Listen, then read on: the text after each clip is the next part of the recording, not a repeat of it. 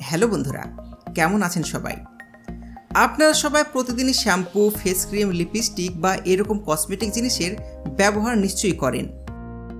কিন্তু কোনোদিন কি ভেবে দেখেছেন এই জিনিসগুলো আসলে কিভাবে তৈরি করা হয়? এই জিনিসগুলো বানাতে কত ভয়ঙ্কর কেমিক্যালের ব্যবহার করা হয়। আজকের ভিডিওতে আমরা আপনাদের দেখাবো প্রতিদিনের ব্যবহার করার জিনিসগুলো ফ্যাক্টরিতে কিভাবে তৈরি করা হয় আর এগুলো বানানোর জন্য কোন কোন কেমিক্যালের ব্যবহার করা হয়, কারণ এগুলো সম্বন্ধে আপনার জানা খুবই জরুরি। বন্ধুরা, এই ভিডিওটিকে আপনারা যেন পুরো দেখবেন। আর আপনি যদি আমাদের চ্যানেলটি এখনো সাবস্ক্রাইব করে না থাকেন তাহলে এখনই সাবস্ক্রাইব করুন, যেন নতুন নতুন ভিডিও সবার আগে দেখতে পান। তো চলুন শুরু করা যাক। এটা হলো শ্যাম্পু মেকিং প্রসেস। আজকাল সবাই চুল পরিষ্কার করার জন্য শ্যাম্পু ব্যবহার করে থাকে, কিন্তু আপনি কি জানতে চান না এই শ্যাম্পু আসলে ফ্যাক্টরিতে কিভাবে তৈরি করা হয়? শ্যাম্পু তৈরি করতে কোন ধরনের কেমিক্যাল ব্যবহার করা হয়, আর শ্যাম্পু আমাদের চুলের জন্য ক্ষতিকারক না ভালো, এর সম্বন্ধে আপনার জানা খুবই জরুরি।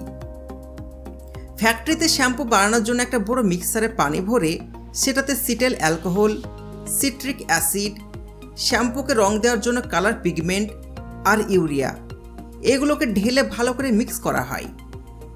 ভালোভাবে মিক্স করার ফলে হাই ভেলোসিটিওয়ালা ফ্লুইড তৈরি হয়, যেটাকে আমরা শ্যাম্পু বলে থাকি। এবার শ্যাম্পু তৈরি।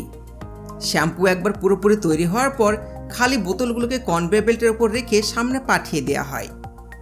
তারপর এই বোতলগুলোতে শ্যাম্পু লোড করে ঢাকনা লাগিয়ে বদ্ধ করে দেওয়া হয় আর সামনে পাঠানো হয়। তারপর কোম্পানির লোগো, স্টিকার লাগিয়ে এগুলোকে প্যাকিং করা হয় আর সবশেষে এগুলো মার্কেটে পাঠিয়ে দেওয়া হয়।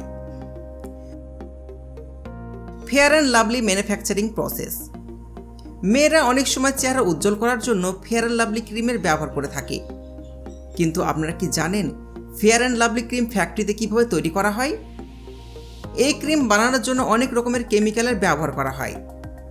এর জন্য আপনার চেহারাতে যদি এটা লাগান তাহলে আপনাদের এটা সম্বন্ধে জেনে নেওয়া অবশ্যই দরকার। ফেয়ার অ্যান্ড লাভলি ক্রিম বানানোর জন্য cetyl monoglyceride, citric acid, palmitic acid, cetyl alcohol, glycerin এবং পানি, তার সাথে আরও অনেক রকমের কেমিক্যালের ব্যবহার করা হয়। এই ক্রিম বানানোর জন্য একটি বিশাল বড় মিক্সারে দুধ ঢেলে এটার সঙ্গে মিনারেল ওয়াটার মিশানো হয়। তারপর এটার সঙ্গে ফেয়ার লাভলি ক্রিমের সমস্ত কেমিক্যাল ঢেলে দেওয়া হয়। এরপরে মিক্সার ভালোভাবে ঘুরিয়ে এই মিশ্রণটাকে ক্রিমের আকারে বদলে দেওয়া হয়। তারপর এই ক্রিম একটা মেশিনে ঢেলে ফেয়ার অ্যান্ড লাভলি টিউবে ভরে দেওয়া হয়। এবার এগুলো কনভেয়ার বেল্টের সাহায্যে আগে পাঠিয়ে দেওয়া হয়। তারপর এই টিউবের খোলা মুখ বন্ধ করে দেওয়া হয় আর আগে প্যাকিংয়ের জন্য পাঠিয়ে দেওয়া হয়।